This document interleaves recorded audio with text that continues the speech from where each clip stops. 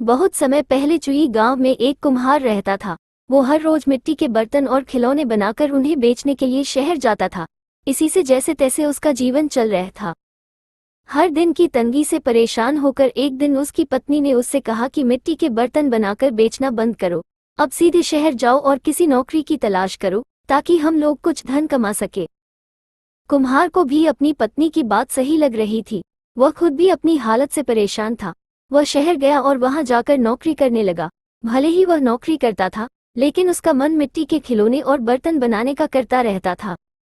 फिर भी वह मन मारकर चुपचाप अपनी नौकरी करने में लगा रहा।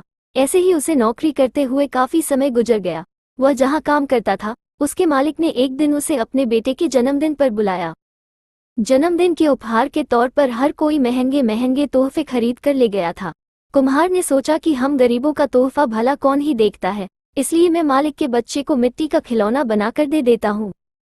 यही सोचकर उसने मालिक के बेटे के लिए एक मिट्टी का खिलौना बनाया और उसे उपहार के तौर पर दे दिया। जब जन्मदिन की दावत खत्म हुई तो मालिक के बेटे और उसके साथ के दूसरे बच्चों को मिट्टी का खिलौना खूब पसंद आया। वहां मौजूद सभी बच्चे वैसा ही मिट्टी का खिलौना लेने की जिद करने लगे। बच्चों की जिद देखकर व्यापारी की दावत में मौजूद हर कोई उस मिट्टी के खिलौने की चर्चा करने लगा।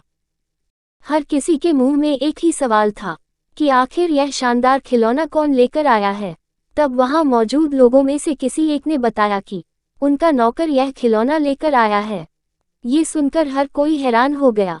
फिर वो सभी कुम्हार से उस खिलौने के बारे में पूछने लगे। सबने एक सुर में कहा कि तुमने इतना महंगा और सुंदर खिलौना कहाँ से और कैसे खरीदा? हमें भी बताओ, अब हमारे बच्चे इसी खिलौने को पाने की जिद कर रहे हैं। कुम्हार ने उन्हें बताया कि यह कोई महंगा खिलौना नहीं है, बल्कि इसे मैंने खुद अपने हाथों से बनाया है। मैं अपने गांव में पहले यही बनाकर बेचा करता था। इस काम से कमाई बहुत कम होती थी, इसलिए मुझे ये काम छोड़कर शहर आना पड़ा और अब यह नौकरी कर रहा हूँ।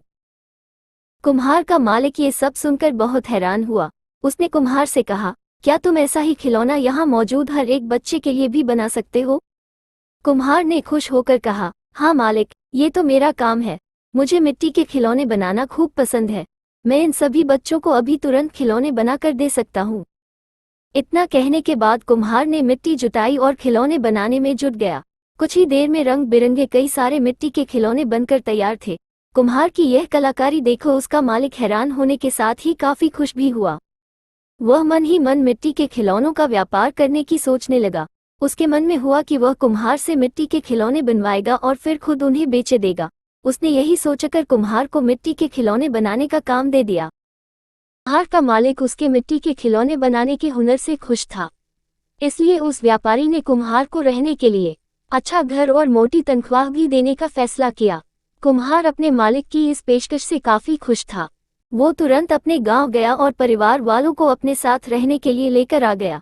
खाने की तंगी और पैसों की कमी से जूझ रहा कुम्हार का परिवार आराम से व्यापारी के द्वारा दिए हुए घर में रहने लगे।